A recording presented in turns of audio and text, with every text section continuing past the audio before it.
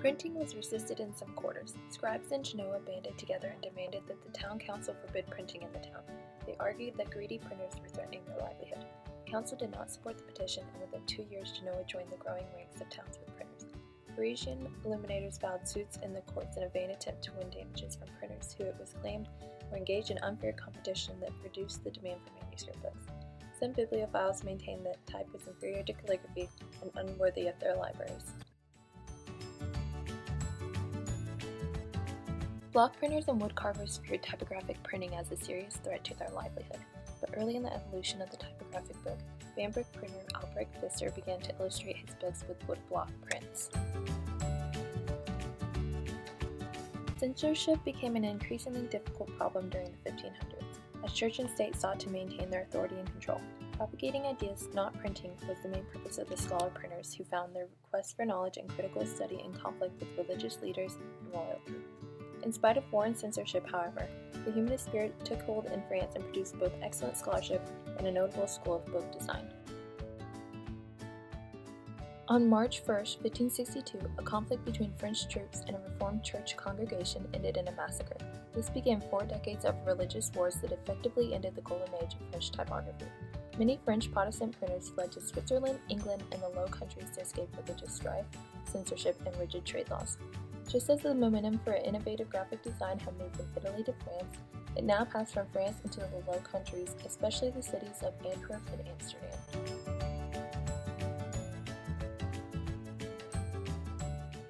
For over 2.5 centuries after the invention of movable type, England looked to the continent for typography and design leadership.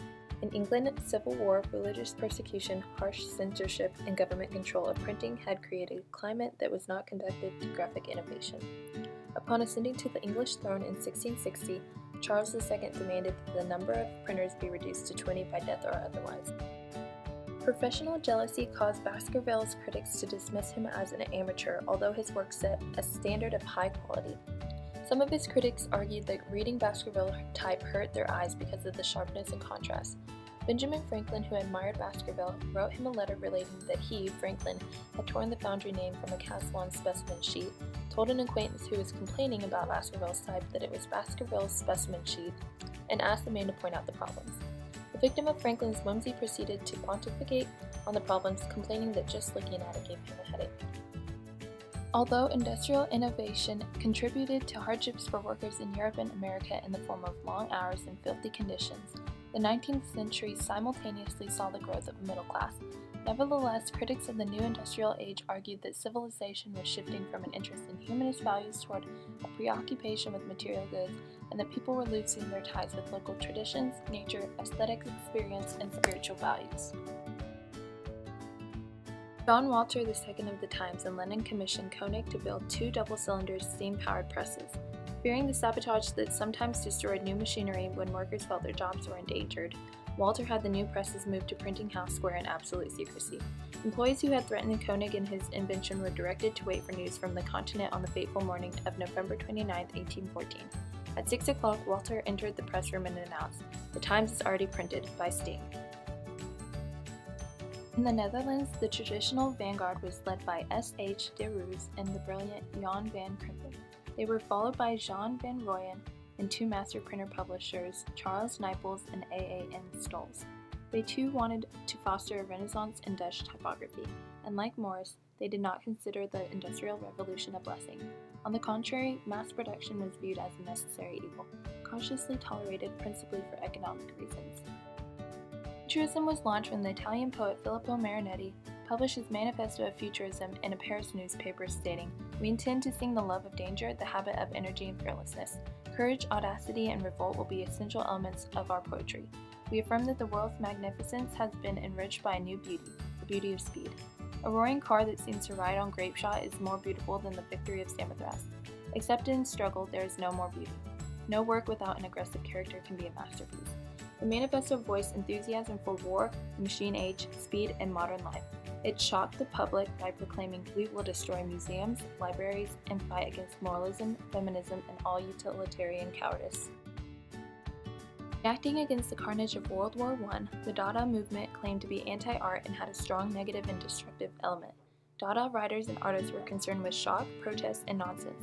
They bitterly rebelled against the horrors of war, the decadence of European society, the shallowness of blind faith in technological progress, and the inadequacy of religion and conventional moral codes in a continent in upheaval.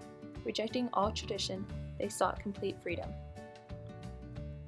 The public was outraged when Marcel Duchamp painted a mustache on a reproduction of the Mona Lisa. This act was not intended, however, as an attack on the Mona Lisa.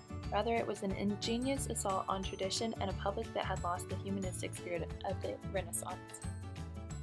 Kurt Schwitter's complex designs combine Dada's elements of nonsense, surprise, and chance with strong design properties. When he tried to join the Dada movement as an artist who nails his pictures together, he was refused membership for being too bourgeois.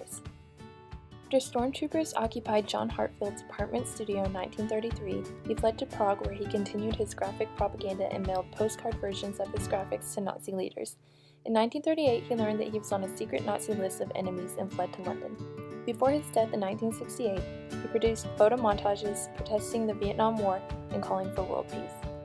Revolting against conventional aesthetic forms and cultural norms, Expressionists felt a deep sense of social crisis, especially during the years prior to World War I. Many German Expressionists rejected the authority of the military, education system, and government. They felt deep empathy for the poor and for social outcasts, who were frequent subjects of their work. Intense idealism fueled the Expressionist belief in art as a beacon pointing toward a new social order and improved human condition. In France, the Wild Beasts, led by Henri Matisse, shocked proper French society with their jarring color contrasts and spirited drawing in the first decade of the century.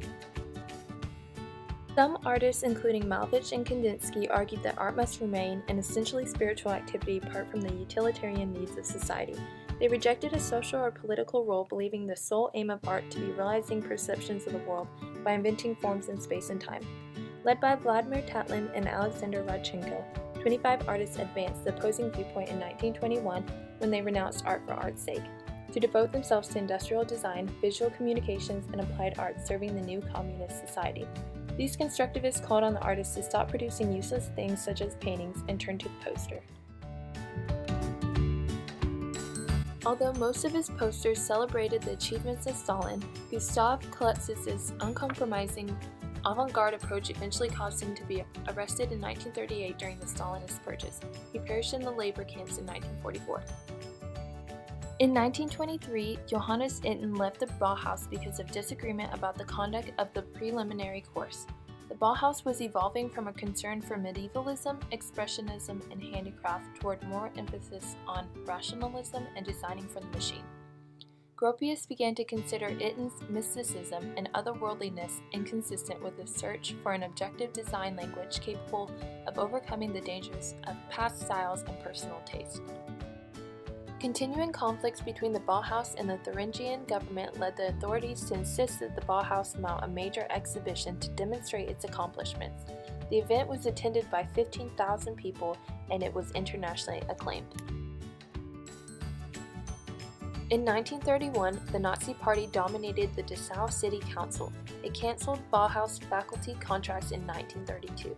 Miles van der Rohe tried to run the Bauhaus from an empty telephone factory, but despite his promise to keep the school politically impartial, Nazi harassment made continuance untenable. In March 1933, armed Nazis entered Jan Tschichol's flat in Munich and arrested him and his wife. Accused of being a cultural Bolshevik and creating un-German typography, he was denied a teaching position in Munich. In Europe following World War I, workmen established a small job printing firm in an attic space above a warehouse. A few days before the city of Groningen was liberated by the Canadian Army in April 1945, Workman was executed by the Nazis. After his arrest, much of his work was confiscated and taken to the headquarters of the security police, and it was destroyed when the building burned during the fighting. Herb Lubalin's posters demonstrating the dozen-winning design spurred the awareness of photography and its design potential. When his detractors said his typography suffered from a decline in legibility due to tight spacing and overlapping forms, Lubalin responded, "Sometimes you have to compromise legibility to achieve impact." Ralph Ginzburg also took the daring step of publishing nude photographs of actress Marilyn Monroe. Although the visual and written content of Eros was tame in comparison to the explicit material permitted a decade later, Ginzburg was convicted of sending obscene material through the mail, and after exhausting all appeals, was imprisoned for 8 months in 1972. As a result of government censorship during Poland's social unrest, the country's posters frequently addressed issues that reach beyond national borders rather than directly confronting internal political struggles such as that reflected by the banning of Solidarity. An example is a poster by Marian Nowinski that eloquently laments censorship and the suppression of the Chilean poet Pablo Neruda. For many viewers, it also expressed solidarity with the Chilean struggle for democracy and independence. Powerful images such as this transcend their immediate subject matter to become universal statements about censorship and the suppression of ideas everywhere. During the May 1968 student revolts in Paris, the streets were filled with posters and placards mostly handmade by amateurs.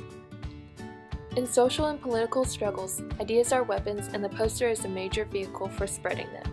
In this context, posters become vehicles for challenging authority and expressing dissent untouched by the traditional censorship of government, business, and newspapers.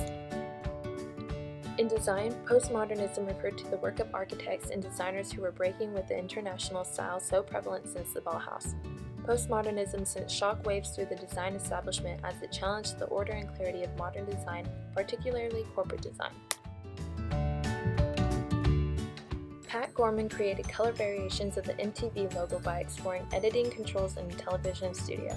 The studio engineer became so upset over her experimentation that he left her alone with the equipment, locking her in the studio so others would not view her audacious activities. Gorman referred to this design as a bad television logo because of its total contrast to the television industry's insistence on correct color fidelity. Widely reproduced and appearing on the cover of Billboard magazine in 1983, this design at once illustrated the creative potential of electronic image manipulation.